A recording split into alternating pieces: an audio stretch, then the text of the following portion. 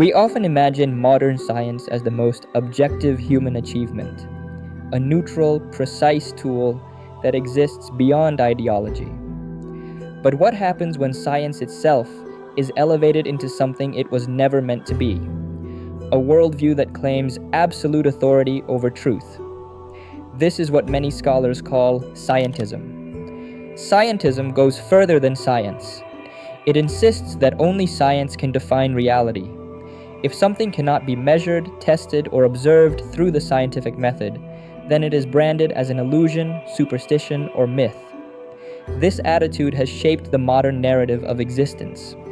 We are told the universe was born from the Big Bang, a cosmic explosion from nothingness. Gravity pulled matter into galaxies, stars, and planets.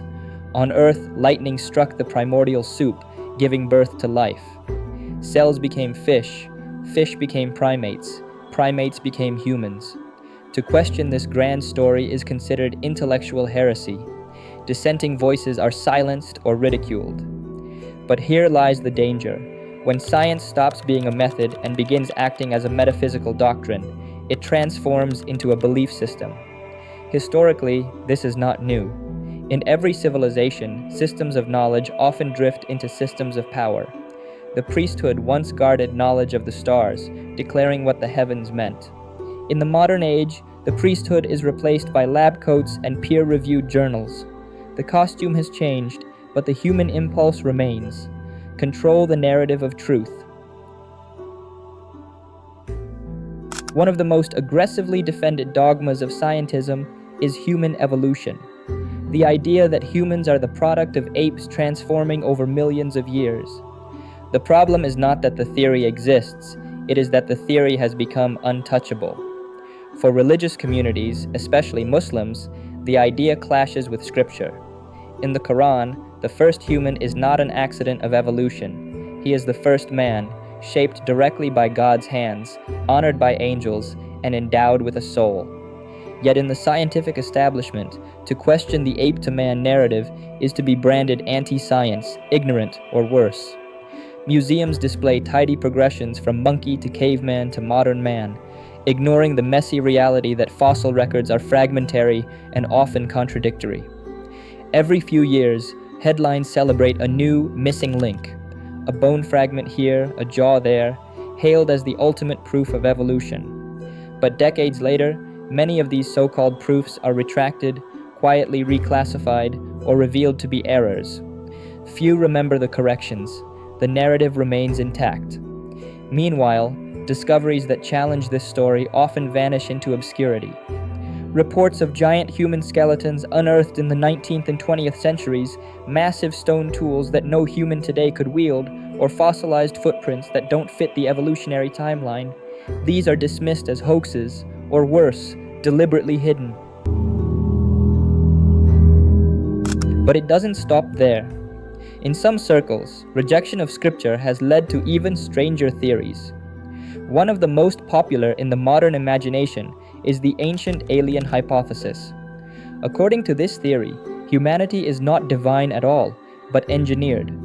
Extraterrestrial beings supposedly visited Earth in prehistory, altering the DNA of early hominids to produce a new species, Adamo. Ancient myths are rebranded as reports of alien encounters.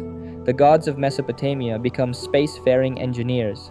The Anunnaki are no longer divine beings, but advanced geneticists from the stars.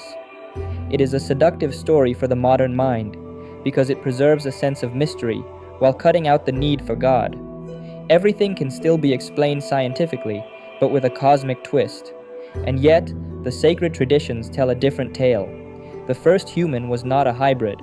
He was created whole, from earth, by divine command. The Hadith in Islam even describes the first human as 60 cubits tall, around 18 meters. Humanity began grand, and over time we shrank. We did not climb upward from animals.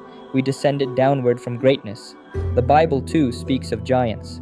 In Genesis, the Nephilim are born of the sons of God and the daughters of men. Ancient cultures across the world, from the Greeks to the Mayans, preserve myths of titans and colossal beings. What if these aren't fairy tales, but fragmented memories of a human past, far stranger than evolution textbooks allow? Here the story takes a darker turn. In the 1980s, a man named Roger Morneau, once a member of a satanic secret society, came forward with disturbing claims. According to him, hidden forces actively sought to corrupt the understanding of human origins. Their goal, he said, was ideological warfare, to erase divine creation from the human mind and replace it with counterfeit narratives. Science became the perfect vehicle, not the method of science, but the institution of science, where prestige and authority could be used to push doctrines that subtly mocked spiritual truths. Now, whether one believes Morneau or not, the question remains: why are ideas that undermine spirituality promoted so fiercely, while discoveries that affirm divine creation are filtered out of mainstream discourse? Perhaps, as Morneau suggested, there is more than science at play. Perhaps we are not simply in a debate of fossils versus faith, but in a deeper conflict, a war over identity. If you can convince humanity that it is nothing but the byproduct of lightning strikes and chemical accidents, you strip away purpose, meaning, and ultimately, resistance to control. In this view, scientism is not neutral, it is weaponized. But there is hope, if we remember what science was meant to be. Science was never designed to answer the ultimate questions of who we are or why we exist. Its purpose is to study the physical world, to map the laws of nature, and to uncover the mechanisms of creation. In this, it is a noble pursuit. But science cannot explain the soul. It cannot define consciousness. No experiment has ever proven how morality arises from molecules, or how a spark of awareness emerges from neural circuits. These mysteries remain untouched by equations and test tubes. Scripture, on the other hand, speaks directly to identity. It tells us that we are not accidents. We are not the children of apes, nor the products of alien experiments. We are beings created with intention, endowed with purpose, and connected to the divine. The danger of scientism is that it blinds us to this truth.